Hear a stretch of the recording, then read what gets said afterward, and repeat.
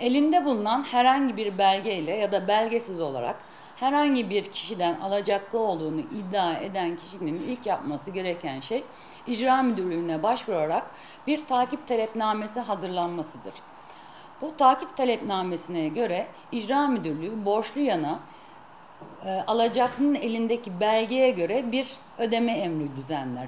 Bu belgeler kambiyo vasfındaki çek senet dediğimiz türden belgeler olabildiği gibi bir mahkeme tarafından verilmiş ilam da olabilir. Ya da iki taraf arasında düzenlenmiş adi yazılı bir belge, bir kira kontratı gibi alacağımızı dayandırdığımız herhangi bir belge olabilir.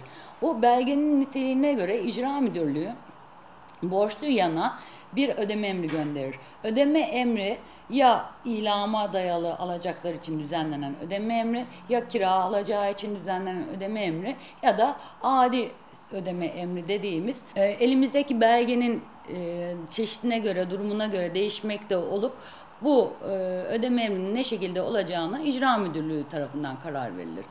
Ödeme emrini alan borçlu bu ödeme emrine karşı itiraz hakkı söz konusu olup şayet ilamsız takipte gönderilen ödeme emri ise icra müdürlüğüne 7 gün içinde yapılacak borcu itirazla takip olduğu yerde durur. Şayet kambiyo senetlerine dayalı olarak gönderilen bir ödeme emri söz konusu ise borçluyan ancak senedin kambiyo vasfında olmadığını, ödendiğini ya da senet üzerindeki imzanın kendisine ait olmadığından bahisle icra mahkemelerinde takibin iptalini talep edebilir. Şayet ödeme emri ilamın icrasını temin noktasında gönderilen bir ilamlı ödeme emri ise o takdirde borçlunun yapacağı tek itiraz vardır. O da ilamda yazan bedellere karşılık olarak düzenlenmemiş bir ödeme emri olduğu iddiasıyla ancak icra mahkemesinde dava açabilir. Gönderilen ödeme emrine karşılık az önce bahsettiğimiz itiraz sebeplerinden hiçbirisi mevcut değilse ödeme emrinde belirtilen süreler sonunda ilgili takip kesinleşir. Bu süreler 7, 5 ve 10 günlük sürelerdir. Bu süreleri tarafınıza gelen ödeme emrinin altındaki yazılardan anlayabilirsiniz.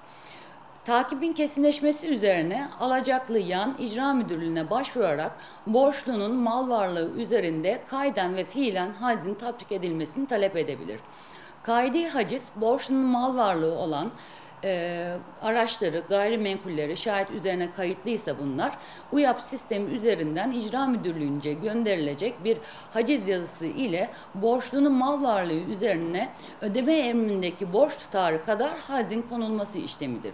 Fiili haciz ise alacaklı yanın icra müdürlüğüne başvuru yaparak borçlunun ikametindeki ya da iş yerindeki menkul mallar üzerinde muhafaza ve haciz tedbirlerinin uygulanmasının talep edilmesidir.